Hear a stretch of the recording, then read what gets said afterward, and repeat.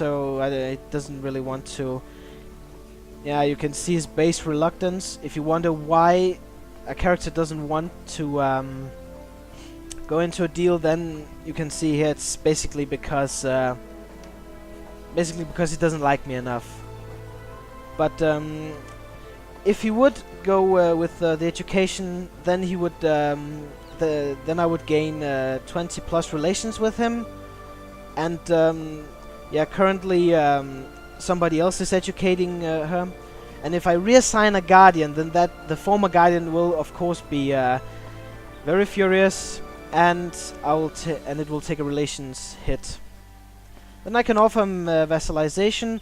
You can only offer vassalization to people who are under you, meaning I can't offer counts or kings or emperors vassalization. I can only offer counts vassalization. Then in his case I can't swear fealty. It basically means you become the vassal of somebody, and I can ask the Pope to request an invasion, basically taking everything that he owns.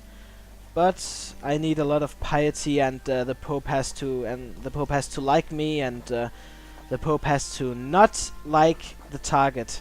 It's a bit complicated, but I'll come to the papal features in just a second. And then you can request excommunication and yada yada yada. Okay, and one thing I forgot to mention in the beginning, which is very important, especially for completely new players, is that there are really four primary stages that you can reach in this game. The lowest is Count, Duke, then King, and then Emperor. Because you cannot have a liege you cannot have a vassal which is of the same rank as you.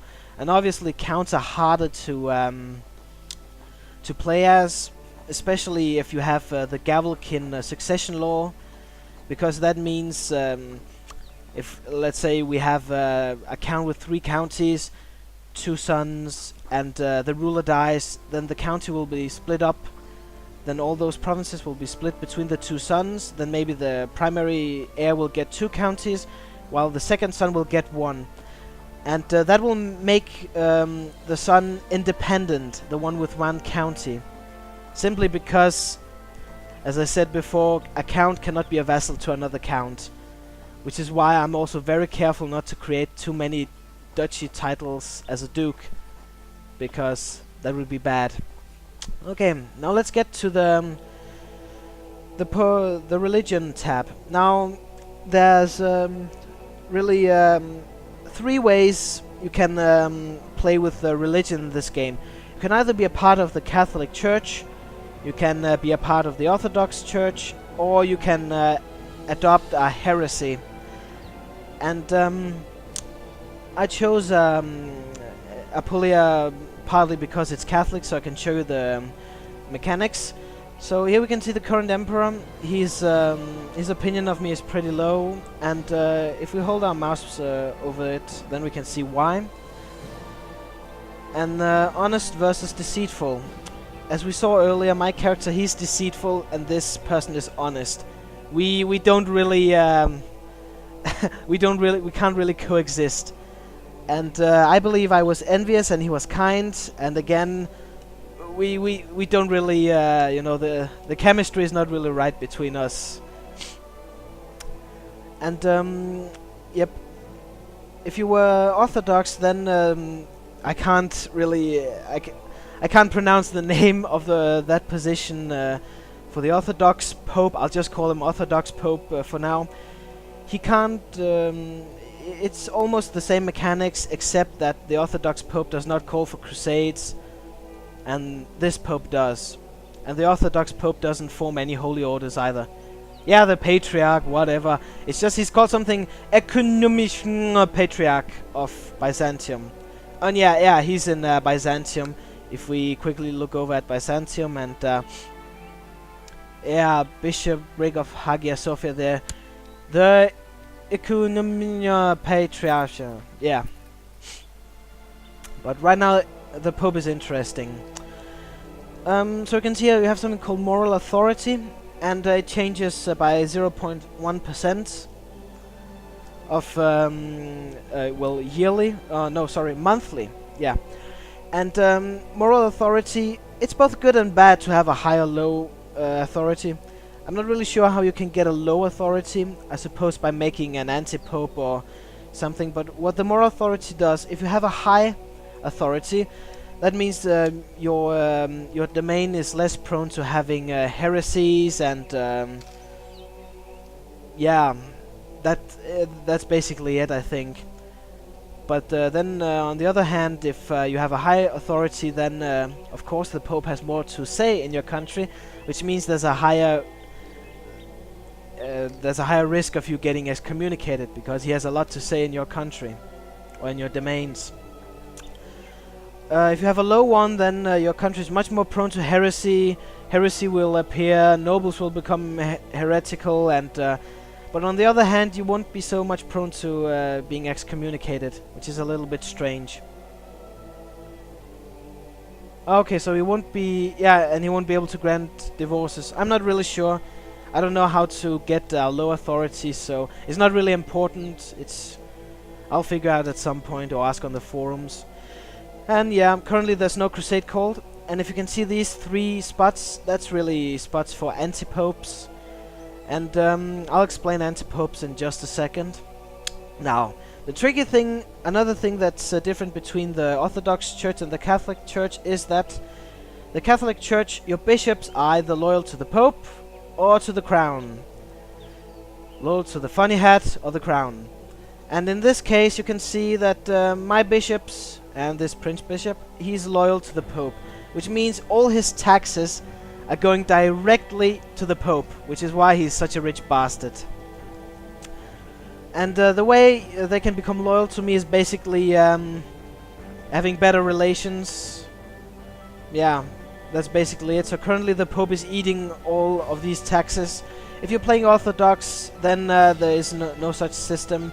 The Orthodox Patriarch, he doesn't get squat. I think he's basically something like a puppet of the Byzantine Empire. Now, I can appoint a successor once this bishop dies. And, well, I don't really care who it is.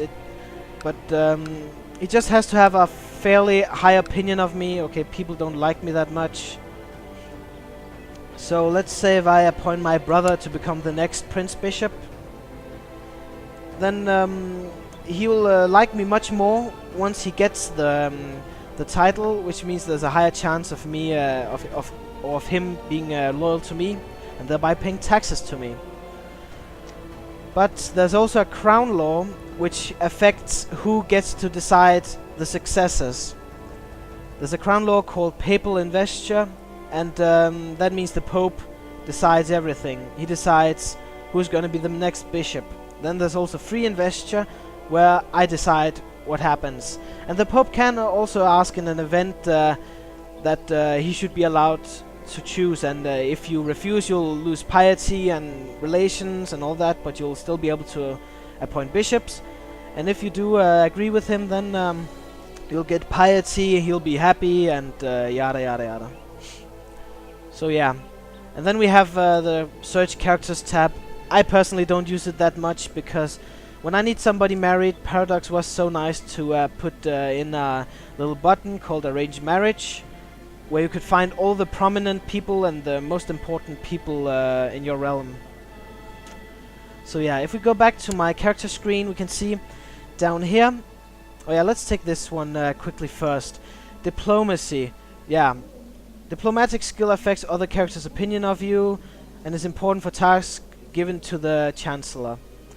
And Martial increases my prowess in combat, and yeah, I mean, it's very straightforward. The higher these numbers are, the better. But one of the most important ones, I think, is diplomacy and intrigue. Because diplomacy, the higher diplomacy, you know, the more diplomatic you are, the more people are prone to like you.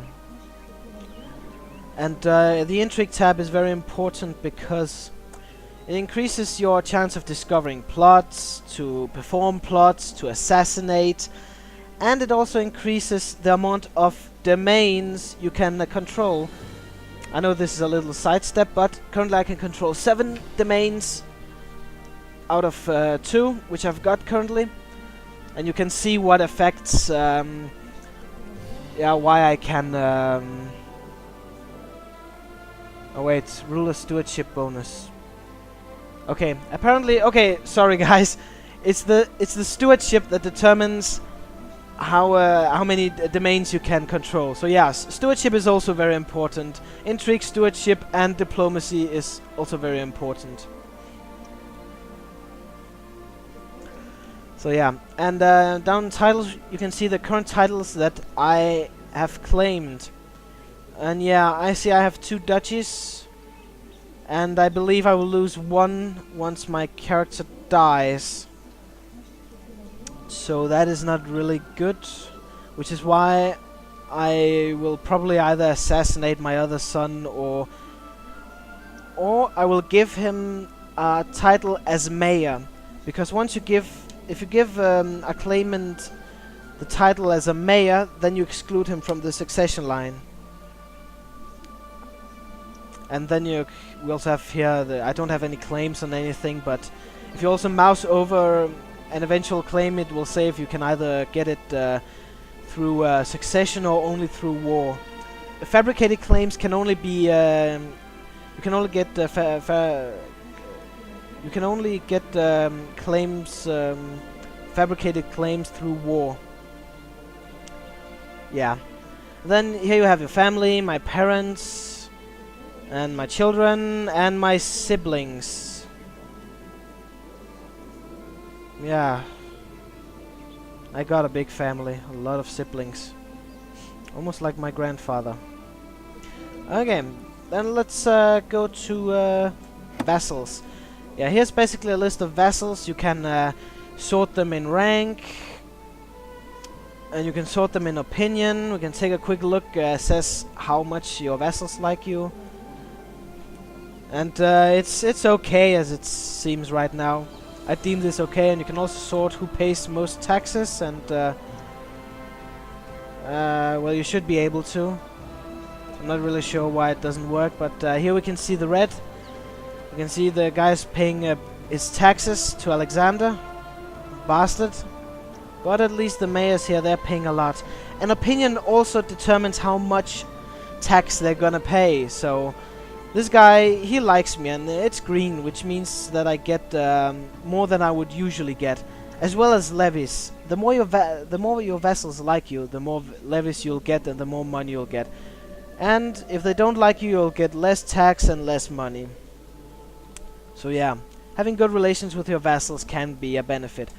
And then you have your court.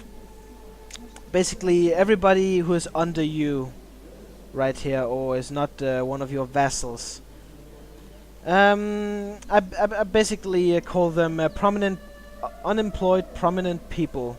They're really just begging to get a job, getting landed or getting married or something.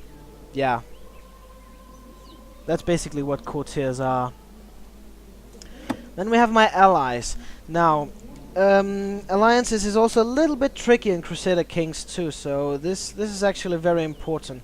It's not like many other games who go into the diplomatic screen and be like, please give alliance, please, and then he'll